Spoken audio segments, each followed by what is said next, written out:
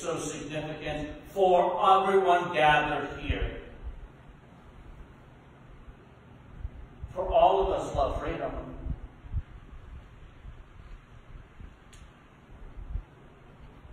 I hope that you all love Jesus.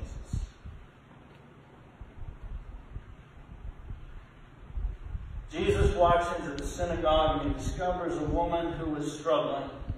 How many of you have struggled in your life? Every hand should go up.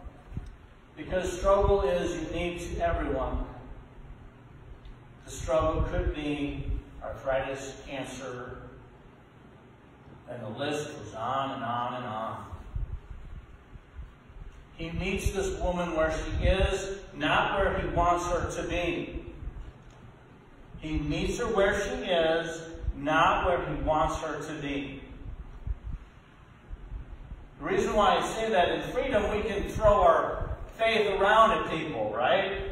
You know Jesus? Oh, you're going to hell. Oh, you don't know Jesus? Well, well, wait a second. Jesus doesn't ask her those questions. He meets her, loves her in freedom. And he wants her to be free from her ailment. And he wants you to be free today from whatever you're struggling with. The loss of a loved one. The pain that you have from an injury. The mental pain that comes when someone has insulted you. He wants you to be free, and he meets you where you are. Where you are now. He reaches out and touches her and says, "You're set free." And she stands up, and what does she do, folks? Anybody? She praises God. She's been set free. She praises God. In your freedom every day, you stand up and praise God. I pray that you do. I ran into a young lady in my second congregation, and she was suffering from arthritis. And her arthritis had become so bad she was bent over, and her hands had fully pulled in on herself. You guys know what I'm talking about, right? Anyway, she no longer could care for herself, so she was staying with her daughter. So I met with her a number of times. I met her at her house where she was staying, and she told me a story that when she was 27, she had 4 children, and her husband abandoned her. This was in the 20s and 30s. You know what was happening in the 20s, 30s. Downturn of the economy, struggle. But she made it through. She kept her 4 children. She worked 3 and 4 jobs. She made it through. And her children hated her. When she was passing at the hospital in East Tawas, I received a call, so I drove from Au Gres to East Tawas. Took a little bit of time. I got there. There was a chaplain there at her bed. I walked in and I said, "Have you called her children?" And she said, "No." I said, "I'll call them."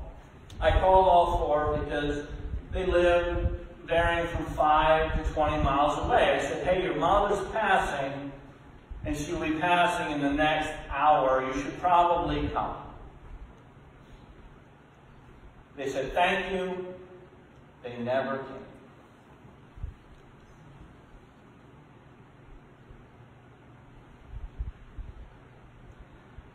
As I was preparing for the funeral, you know, those last-minute details, the person who was appointed to talk to me came up and said, "We don't want you saying anything about her mom that's nice. She was a blankety blank." She was this person. And we didn't like her at all. And I smiled and I said, yeah, it's pretty easy to judge someone who had to raise you and get you through it, help you be the person you are, and love you as much as she could. It's pretty difficult for this person who was abandoned by the one who loved her to make it through, and yet you are still alive today. You and your brothers and sisters. And then I've said there's things that pastors say, please don't tell me what to say in a sermon about anything. I proclaimed a message that this woman was finally free. And I said she was free not from her own ailments, yes, free that Jesus holds her, but she was also free from the anger and hatred that she had experienced in her life.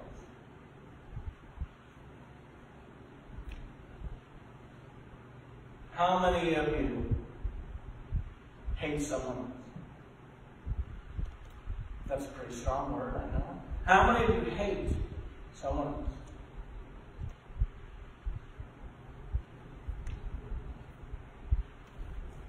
Jesus comes today to free you from that emotion.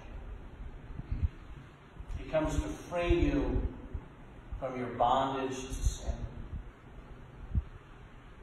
so that you might celebrate each day rather than walk through it with anger, frustration, violence.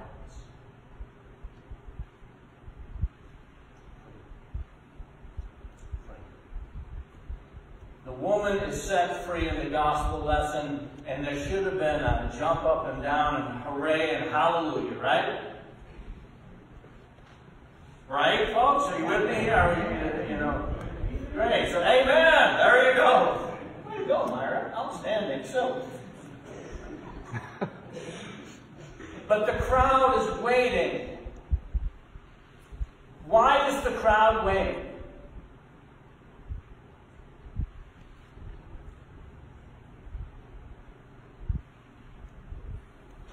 They wait for the other leader to stand up and say something. And he stands up and says, you know, there are 6 other days for healing. Come on another day.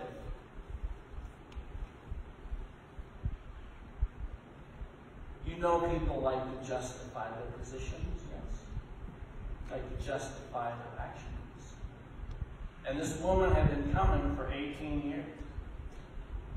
Let's just put that in perspective. Let's just say she came every other day for 18 years.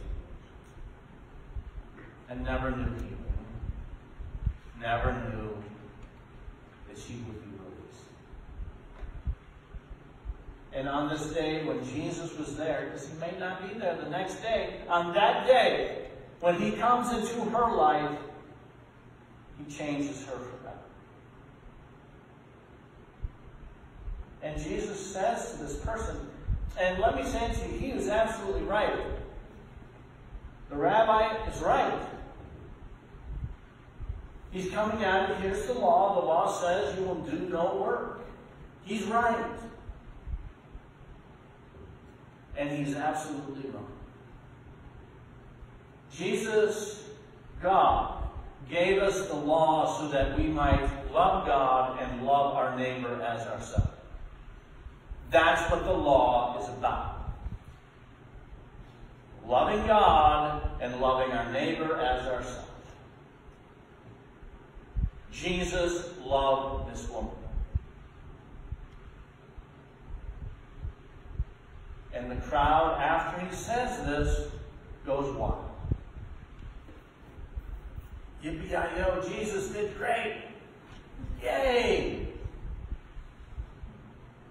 But a short time later, the same crowd would demand that he be crucified. Because crowds are great. You don't have to take a stand. You're together. Well, I was in a crowd.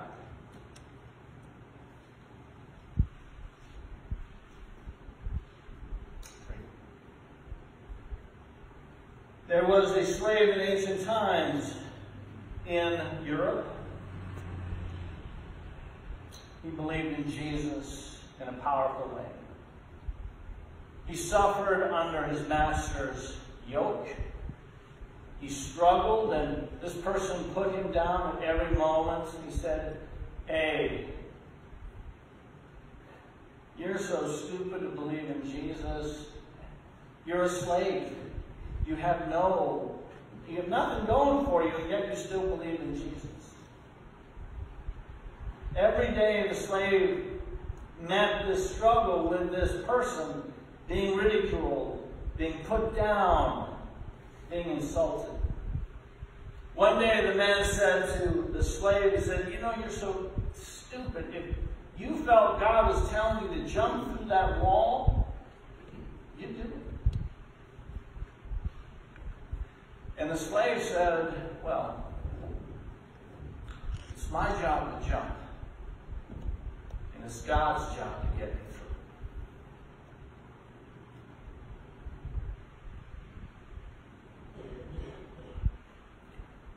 Jesus comes today to get you. He meets you again where you are. Not where others think you should be. Where you are. And he will get you through whatever you are struggling with. His blood, his sacrifice was for freedom, so that you can run.